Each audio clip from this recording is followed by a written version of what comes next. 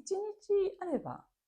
ある程度自分の思ったようなお菓子が作れるかなと思います。海外の人に日本文化を知ってもらうために教室としてやったらいいんじゃないかなって思ったのがきっかけです。佐澤さんにとって和菓子とは一体どういうものでしょうか？ Toast Japan Channel. Hi guys, I'm Joshi from Tokyo, Japan. Today I'm gonna visit a matcha and wagashi experience class. Matcha and wagashi are traditional Japanese tea and sweets. This channel shows you real life in Japan. Let me know what you wanna know about Japanese life, jobs, and culture. Leave your comments and don't forget to like the video and subscribe to my channel. Let's get started! 本日は和菓子教室の佐澤さんにお話をお聞きします。最初に教室について教えていただけますでしょうか？はい、東京の下町、谷中、根津、千駄木が集まる地域の千駄木というエリアで和菓子教室をしています。和菓子作りを始めたきっかけについて教えていただけますでしょうか？はい、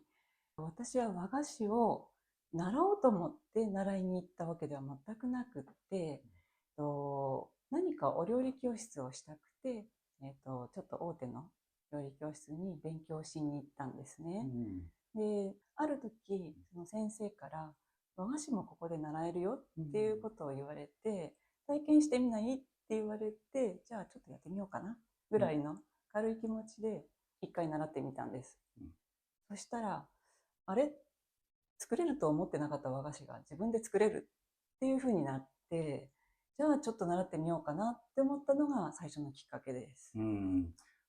作り始めたら楽しくなってしまったということですか？そうですね。子供の頃は和菓子って言ったら抹茶を立てて家族と一緒に美味しいお菓子を買ってきて食べるっていうものだったんですけれども、まさか自分で作れるとは思ってなかったので、ちょっとやってみたら作れるじゃないってなって、ちょっと自分がだんだん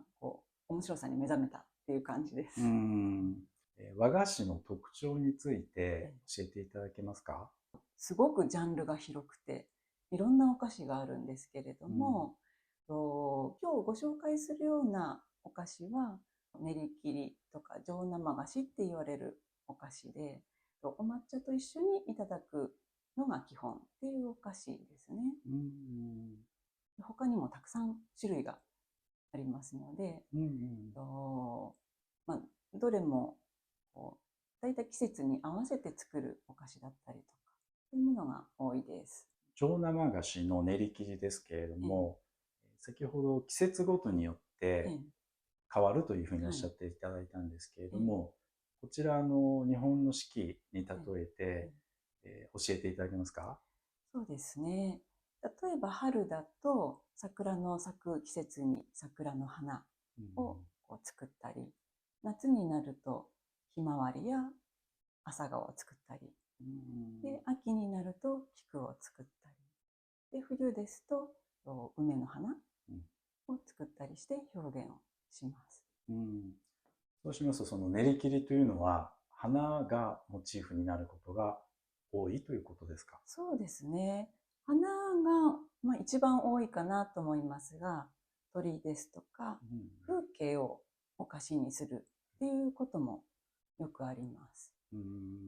虫ですとかね。秋になると虫を表現したりとか、あと、見えないですけど、風、月、月のね、表現するっていう、花鳥風月と昔から日本では言いますけれども、その季節ごとの情景が浮かぶものを作ることが多いです。茶道、茶の湯と、和菓子の関係について教えていただけますか？はい。茶の湯は室町時代と言われる、1500年ぐらいからだんだん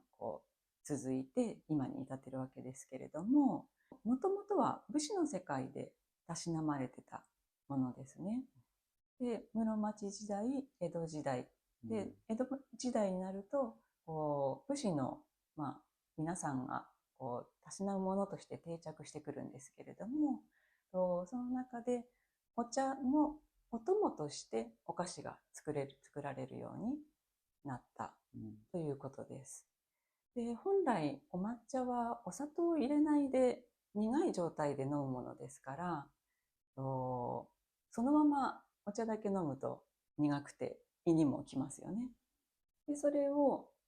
先に美味しい甘いお菓子をいただいて、少しお腹を満たして、それからお茶をいただくとより美味しく感じるっていう、そういうものなんですね。ですから切っても切れないお抹茶のお供というものなんです。お抹茶の苦味、それと和菓子の甘さ、その2つを楽しむということでしょうかね。佐沢さんが、和菓子教室を始められたきっかけというのは何だったんでしょうか？そうですね。きっかけを遡ると、かなり若い頃にどうぞたどり着くんですが私は高校時代にアメリカに1年ちょっと交換留学で住んでたことがあるんですね。で、その時に当時は1980年代で、日本も好景気でしたが、アメリカも好景気に沸いてる頃で、とても文化も栄えてる時期で、さらに日本よりも何十年も先を行ってると言われてた時代なんですよね。で、その頃にやっぱりアメリカとか欧米に憧れがある頃で、アメリカに住んでみて、アメリカの文化はすごいんだ、日本よりも優れてるんだっていうような気持ちで行ったんですけれども、帰ってきてよく考えると、やっぱり日本の文化は日本の文化で、それはそれで素晴らしいっていうことに気づくきっかけになりました。で、それがちょっと一つあって、ずっと心の中に残ってたんですけれども、何年かして、子供を育てる時期がちょっとあったんですが、子育てを終えて、社会に何か貢献できることをしようかなと思った時に、そういえば海外の人にアメリカに行ってる間に随分と助けていただいたのに、何もお返しができてないなっていうことがずっと心にあって、何かの形でお返しができたらいいなっていうことを考えてる時に、たまたま日本のオリンピックが開催が決まって、2020年に開催しますということになって、どんどん海外の人が増えてきたんですよね。そのうちにだんだん日本の文化を体験したいとか、日本の本格的な料理を習いたいとか、そういう人が増えてきて、ちょっと深く日本を理解したいっていう人が増えてきたかなっていう時期に、たまたま私も和菓子が作れる。そして、ちょっとお茶も簡単に立てられるということ。で、英語で、解説程度のお話ができて、日常会話もできるかなっていうのが、3つが合わさったときに、だったらこれをちょっと海外の人に日本文化を知ってもらうために教室としてやったらいいんじゃないかなって思ったのがきっかけです。海外の方に日本の文化、茶道と和菓子を伝えたいと、そうですね。いうことだったんですね。料理教室で和菓子を勉強されたということでしたけど、何年勉強されたっておっしゃいましたですか？和菓子は3年ぐらいです。ゆっくり習いながら自分でも家で復習がてら作りながらっていう感じで3年ぐらい習ってました。和菓子を作ったことがない私からすると、和菓子なんか作れないというか練り切りですよね。とても難しく感じる、どうやって作っていいのかもわからないんですけれども、和菓子作りを習得するためには何年ぐらいかかるんでしょうか？そうですね。お店で販売するような綺麗な上等なお菓子を作ろうと思ったら、職人さんのように何年も修行する必要があるかなと思いますけど、ご家庭で楽しんで、ちょっと美味しいお抹茶と一緒に食べたいなっていうのであれば、1日あれば、ある程度自分の思ったようなお菓子が作れるかなと思います。1日でできるんですか？とても想像できないですけど。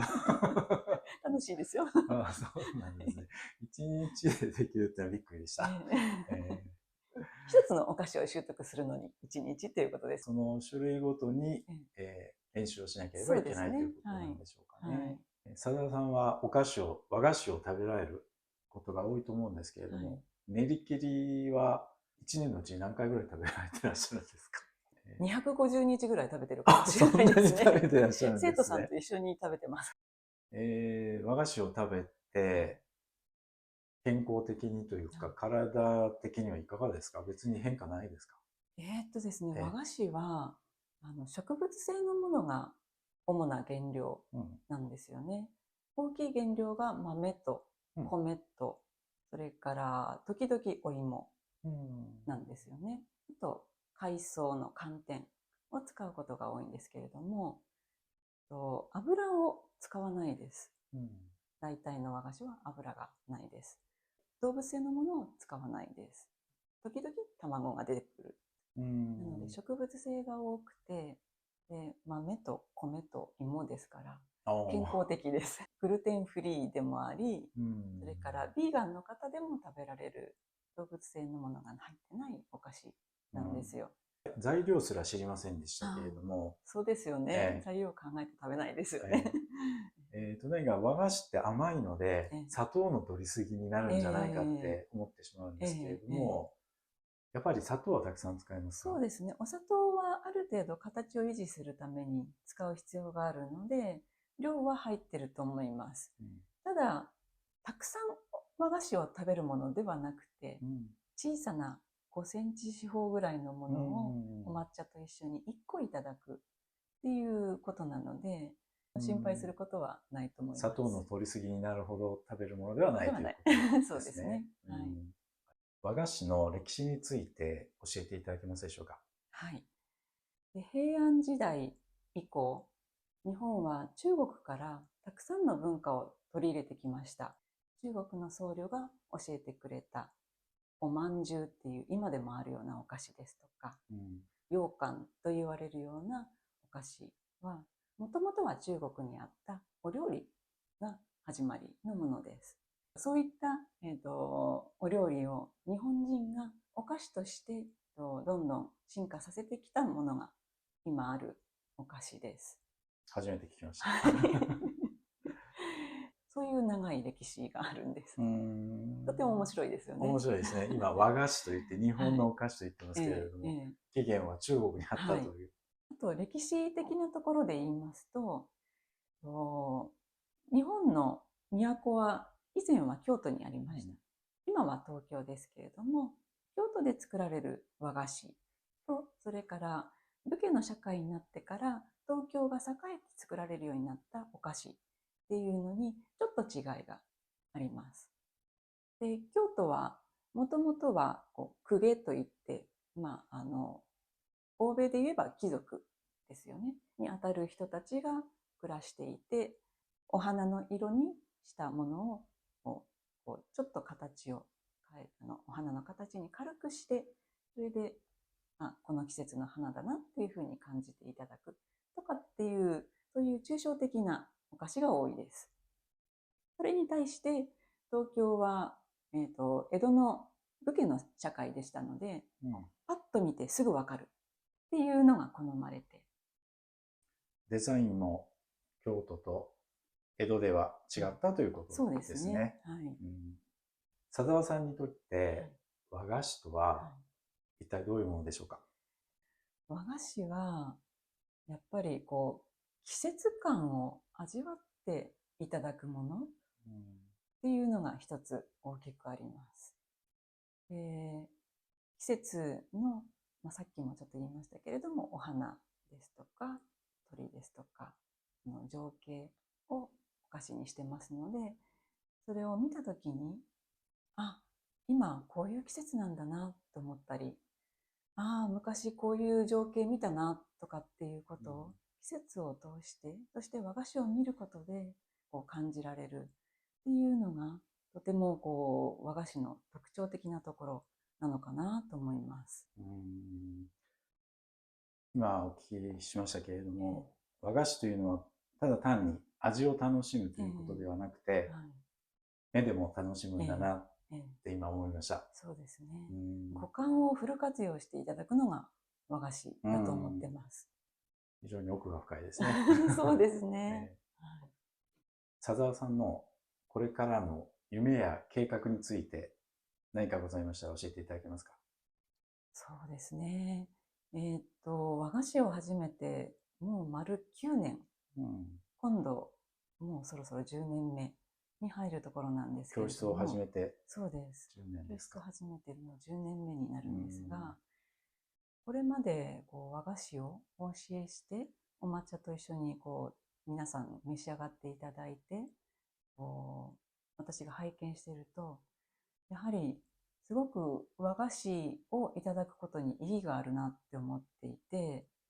それは和菓子っていうのが漢字で書くと和というのが日本っていうことを表すんですけれども、それ以外に平和の和であったり、和むという、心穏やかになるとか、